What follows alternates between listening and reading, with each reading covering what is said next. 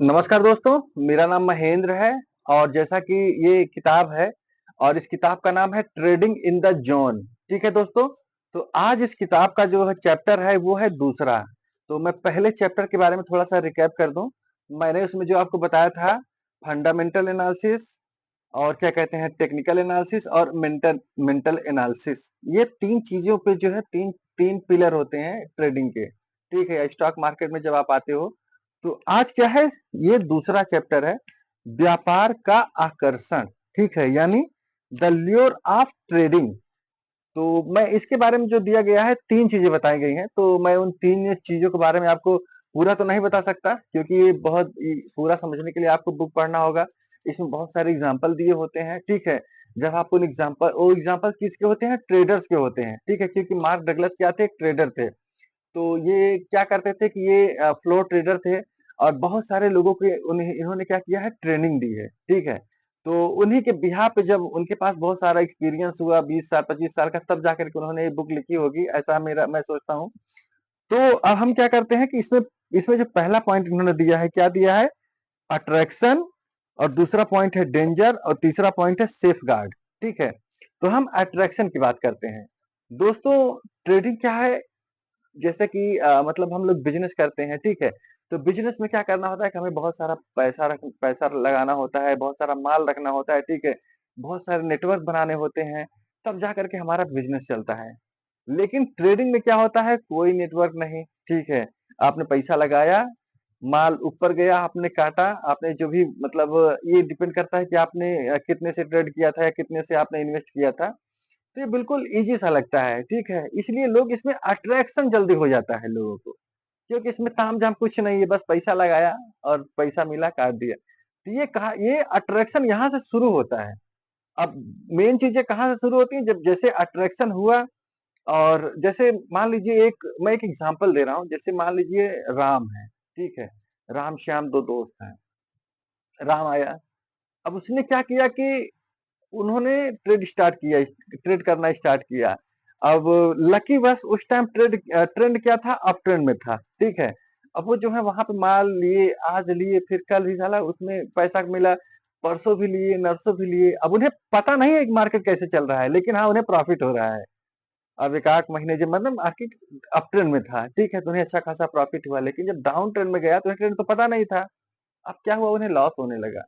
लेकिन उन्हें जो अच्छे-अच्छे प्रॉफिट मिले थे, उन्होंने सोचा कि यार ये तो होगा ही होगा। तो उसी इल्यूज़न में आकर के राम ने क्या किया कि पूरा जो है पैसा लॉस कर दिया और घर से भी कैपिटल गँवा दी। फिर उसके दिमाग में आया कि यार पैसा तो बनता है मार्केट में। यानी ये क्या हुआ ये अट्रैक्शन हुआ, उसने बहुत दिमाग नहीं लगाया था, ठीक है? अब क्या हुआ? अब दूसरी चीज़ अब उसे मार्केट से डर लगेगा, यानी डेंजर, खतरनाक, अब वो डरेगा मार्केट से। यार मार्केट जो है जैसे बहुत सारे लोग हैं जिनसे आप बोलोगे तो स्टॉक मार्केट के बारे में बहुत गाली देते हैं, ठीक है? क्यों? क्योंकि अगर उन्होंने पहले तो बिना सीखे आए, ठीक है? और बिना सीखे आए और उसके बाद उन्होंने ट्रेड भी कर लिया और मान के चलो अगर शायद निफ्टी या बैंक निफ्टी में कर लिया तब तो उन्होंने सब कुछ नाश कर दिया। अगर स्टॉक में अगर वो ट्रेड करते तो मान लीजिए कुछ दिनों टिक सकते थे, क्योंकि स्टॉक में इतना जल्दी पूरा पैसा नहीं जाता। लेकिन बैंक निफ्टी में अगर वो 10 लाख 20 लाख गँवा दिए तब तो उन्होंने मतलब बहुत बड़ा मतलब वो गाली देते ही फिरते हैं। तो ये क्या हुआ वो उनके अंदर एक डर बैठ गया, ठीक है? डर आ गया कि यार ये डर जो है मतलब स्टॉक मार्केट मतलब कहीं का नहीं छोड़ेगा। वो ऐसे उनके अंदर डर बैठ जाता है, द डेंजर।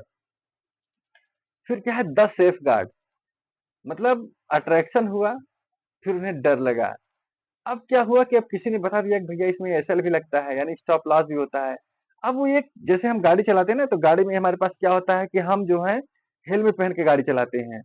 अब वो ट्रेडर क्या करेगा कि अब वो सेफ अपने आप को महसूस करना सोचता है कि यार मैं कैसे करूँ? ठीक है, मैं इस सेफगार्ड मतलब मैं एक सिक्योरिटी ज़ोन को कैसे लूँ? ठीक है।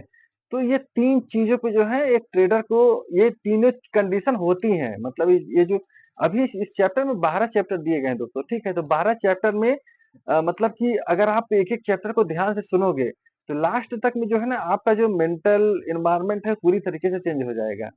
अगर आप लास्ट तक इस वीडियो को देखते हैं या जितनी मैं वीडियो बनाऊँगा, ठीक है? तो यहाँ पे 3 चीज़ें हुई मतलब एक ट्रेडर के साथ 3 चीज़ें हुई। क्या-क्या हुई? पहला उसे अट्रैक्शन हुआ, यानी जैसे उसने 1 लाख लाया, उसने गलती से निफ्टी में लगा दिया या बैंक निफ्टी में लगा दिया और उस 1 हफ्ते में जो है मार्केट बहुत ऊपर गया। अब 1 लाख उसका जो है 10 लाख में बदल गया। वो क्या हुआ? अट्रैक्शन हो गया, ठीक है। फिर अब जब उससे वो हो गया तो अब कुछ और पैसों से और पैसा लाया, ठीक है, तो उसने 1 करोड़ से ट्रेड किया। अब उस दिन क्या हुआ कि ट्रेड नीचे चला आया और घर से भी गया और जो उसने पैसा प्रॉफिट कमाया था वो भी चला गया। अब वो डेंजर जोन में आ गया, डरने लगा। ये दूसरी कंडीशन हो गई। तीसरी कंडीशन में क्या हुआ कि अब वो सोच रहा है कि यार मैं शायद माल काट देता तो अच्छा रहता। यानी अब वो अपने आप को सेफ महसूस करता है, ठीक है। तो ये 3 कंडीशन हुई एक ट्रेडर की। अब इसमें प्रॉब्लम क्या होती है, मैं आपको प्रॉब्लम के बारे में बताता हूँ। Unwillingness to create rules, unwillingness to create the rules, यानी जो ट्रेडर होता है वो अनिच्छित होता है, यानी उसकी इच्छा नहीं होती किस चीज के लिए? रूल्स बनाने के लिए। जैसे मैं अक्सर तर बोलता हूँ कि जिंदगी नियमों से चलती है, ठीक है। तो वो क्या हुआ कि वो रूल्स बनाने का वो इच्छुक नहीं होता कि मतलब जैसे जैसे जीवन के रूल्स होते हैं ना कि मतलब कि आपको जो है कब तक पढ़ाई करनी है, कब तक पैसा कमाना है, कब तक शादी करनी है, ये सब रूल्स हैं। तो अब उसे ना वो इच्छित नहीं रहता कि मुझे कुछ कुछ रूल्स यानी कुछ रेगुलेशन बनाने होंगे और उसपे जो है कांस्टेंट रहना है, मतलब उसी रूल्स पे मुझे जो है बरकरार बने रखना है। तो वो अनिच्छित होता है रूल्स बनाने के लिए। फिर दूसरी प्रॉब्लम क्या होती है? फेलियर टू टेक रिस्पॉन्सिबिलिटी, यानी वो जिम्मेदारी लेने से डरता है। कैसे? अब अगर आप स्टॉक मार्केट में जब आओगे, ठीक है, जब आप अपना नंबर मतलब आप जब खाता खोलोगे तो आपके पास जो है ना, जैसे मेरे पास भी बहुत सारे मैसेज डेली बेसिस पे आते हैं मेरे पास कि सर ये निफ्टी यहाँ से यहाँ तक जाएगा, ठीक है, इस स्टॉक में एंट्री करो, ये एग्जिट पॉइंट है और यहाँ पे आपकी एंट्री होगी। ये क्या होता है? ये टिप्स प्रोवाइडर होते हैं, ठीक है। और ये क्या करते हैं कि ये कभी भी जो है आपको प्रॉफिटेबल नहीं बनाएंगे। अगर मान लो गलती से 1-2 दिन आप प्रॉफिट हो गए तब तो बिल्कुल गलत है। क्यों? क्योंकि दोबारा ये लोग आपसे ज्यादा पैसा लेकर के जाएंगे। इसलिए आप खुद जिम्मेदार लो। अब जैसे टिप में क्या होता है, जैसे मैं ही मान लो मैंने किसी को टिप दे दिया एग्जांपल के लिए, भैया आप इस फला फला कंपनी का शेयर खरीद लो, यहाँ से लेकर यहाँ तक जाएगा। अब वो बेचारा मेरा दोस्त या कोई उसने जो है खरीद लिया। अब पता चली वहां से अगर वो गया तो सही है, नहीं तो नीचे चला आया। लेकिन टिप जो देते हैं वो 2 प्रकार के टिप देते हैं, ठीक है। वो कैसे टिप देते हैं? जैसे उनके पास 1 लाख क्लाइंट है, ठीक है, तो 50 लाख को बोलेंगे कि मार्केट ऊपर जाएगा, 50 लाख को बोलेंगे मार्केट नीचे जाएगा। भाई अब उन्होंने तो दो दे दी, तो मार्केट या तो ऊपर जाएगा या तो नीचे जाएगा। तो जिधर जाएगा उन्हें प्रॉफिट हो जाएगा और जिन्हें जाएगा उन्हें लॉस हो जाएगा। तो वो कभी आपको मतलब कि प्रॉफिटेबल नहीं बना सकते। इसलिए टेक रिस्पॉन्सिबिलिटी, यानी खुद जिम्मेदारी लेनी होगी, खुद एनालिसिस करनी होगी, खुद पढ़ना होगा, तब आप ट्रेडर बन सकते हैं। फिर तीसरी क्या है? Addiction to random rewards. ये बहुत ही मतलब इम्पोर्टेंट पॉइंट है। जैसे जैसे मैं अपनी बात बताऊं, जब मैं पहले ट्रेड करता था यानी सन 2017-18 में, तो उस टाइम क्या करता था कि तब मैं ये मतलब मैं ये इंडेक्स में ट्रेड नहीं करता था, मैं स्टॉक्स की ही बात बता रहा हूँ। तो उसमें क्या था, जैसे जब मैं नौकरी करता था, सैलरी आई, मैंने थोड़ा सा पैसा लगा दिया। कुछ पता नहीं है कंपनी क्या करती है, क्या बनाती है, ठीक है, ना ही फंडामेंटल एनालिसिस, ना ही टेक्निकल एनालिसिस, कुछ नहीं। बस देख लिया कि हाँ ये प्राइस है, मैंने उसमें लगा दिया। अब पता चली वहां से मार्केट नीचे जा रहा है, नीचे जा रहा है। और जैसे-जैसे नीचे जा रहा है मेरा दिमाग खराब होता चला जाता था, ठीक है।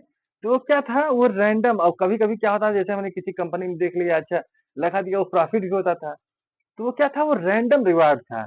अब इसी तरीके से बैंक निफ्टी या निफ्टी में होता है, जो लोग ट्रेड करने आते हैं कि उन्होंने कोई टिप आया, 1 आध हफ्ते, 1 आध महीने टिप दिया, उन्होंने अच्छा खासा पैसा कमा लिया, खुद को दिमाग नहीं लगाया है या खुद से ही ट्रेड कर रहे हैं, ठीक है, किसी की टिप नहीं ले रहे हैं, लेकिन उन्हें नॉलेज नहीं है और उन्हें ऐसा लगता है कि हम ये करेंगे तो ये प्रॉफिट हो जाएगा, ठीक है। तो उन्हें रैंडम रिवार्ड मिल रहा है। इसका एडिक्शन बहुत खराब होता है, ठीक है। जब तक आपका लक कह सकते हो, ठीक है, मिल रहा है, नहीं तो जब जाएगा तो जो कमाए हो वो और प्लस घर से भी लेकर के जाएगा, ठीक है। फिर क्या है? External versus internal control. ये बहुत इंपॉर्टेंट है। अगर बदलना है दिखने वाले संसार को तो बदलना होगा नहीं दिखने वाले संसार को। नहीं दिखने में क्या होता है, जैसे स्टॉक मार्केट में क्या क्या आपको दिखता है? स्टॉक मार्केट में दिखता है आपको चार्ट दिखता है, पैटर्न दिखता है, ठीक है, इंडिकेटर आपको दिखते हैं, आपका जो बैलेंस शीट है वो दिखेगा, ये सारी चीज़ें दिखेंगी। अब स्टॉक मार्केट में आपको मतलब कि आपको क्या नहीं दिखता? जैसे इंटरनल कंट्रोल, मतलब आप कैसा सोचते हो, ठीक है? आपको जब प्रॉफिट होता है तो आपको फीलिंग्स कैसी आती हैं? जब आपको लॉस होता है तो आपको कैसी फीलिंग्स आती हैं? आपका दिमाग आपके कंट्रोल में है या नहीं है? ये मोस्ट इम्पोर्टेंट है, ठीक है?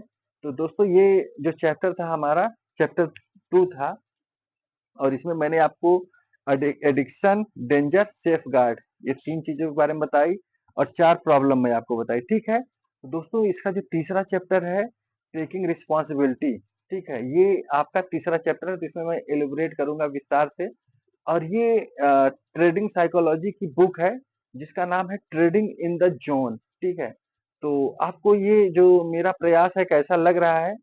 प्लीज़ आप इसे कमेंट में, ठीक है, बताइएगा और क्या मैं इसमें गलतियाँ कर रहा हूँ या क्या मतलब आपको समझ में नहीं आया या मैं इसमें और क्या इम्प्रूवमेंट कर सकता हूँ? आप इसे बताइएगा और ताकि मैं और अच्छी-अच्छी वीडियो आपको जो है दे सकूँ। दोस्तों मिलता हूँ नेक्स्ट वीडियो में और आप अपने स्वास्थ्य का ख्याल रखिए। धन्यवाद।